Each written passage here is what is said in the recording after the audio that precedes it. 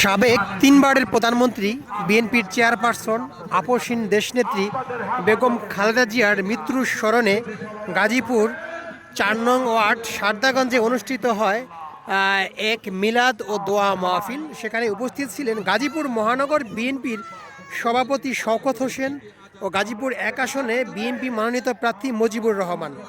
সেখানে মিলাদ দোয়া মাহফিল ও আলোচনা সভা অনুষ্ঠিত হচ্ছে। দর্শক, আপনারা দেখতে পাচ্ছেন ওয়ার্ডের বিভিন্ন এলাকা থেকে অসংখ্য মানুষ সেখানে উপস্থিত হয় দুপুরের পর থেকে। ইতিমধ্যে গাজীপুর মহানগর বিএনপি নেতৃবৃন্দ, স্থানীয় বিএনপি নেতৃবৃন্দরা সেখানে বক্তব্য রাখেন এবং সেখানে অনেক রান্নাবান্না করা হয়। আপনারা দেখতে পাচ্ছেন কিছুক্ষণের ভিতরেই হয়তো খাওয়া দাওয়ার ব্যবস্থা হবে।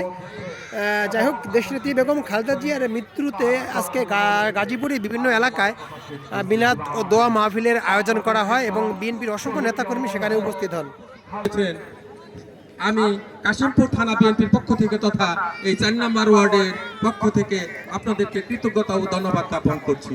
আমি ধন্যবাদ জ্ঞাপন করছি মা বোনেরা যারা আজকের এই সুন্দর অনুষ্ঠানকে আপনারা সাফল্যমণ্ডিত করতে এখানে উপস্থিত হয়েছেন।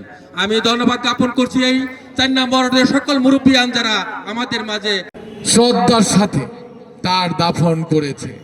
কোটি কোটি মুসলমান সেই জানাজায় শরীক হয়েছে।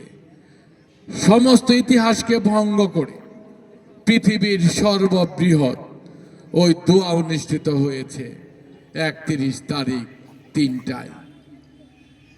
এত ভালোবাসা খালেদা জিয়াকে দেখালেন এই বাংলার মানুষ, এত শ্রদ্ধা করতেন মুসলিম বিশ্ব, কিন্তু খালেদা জিয়ার মৃত্যু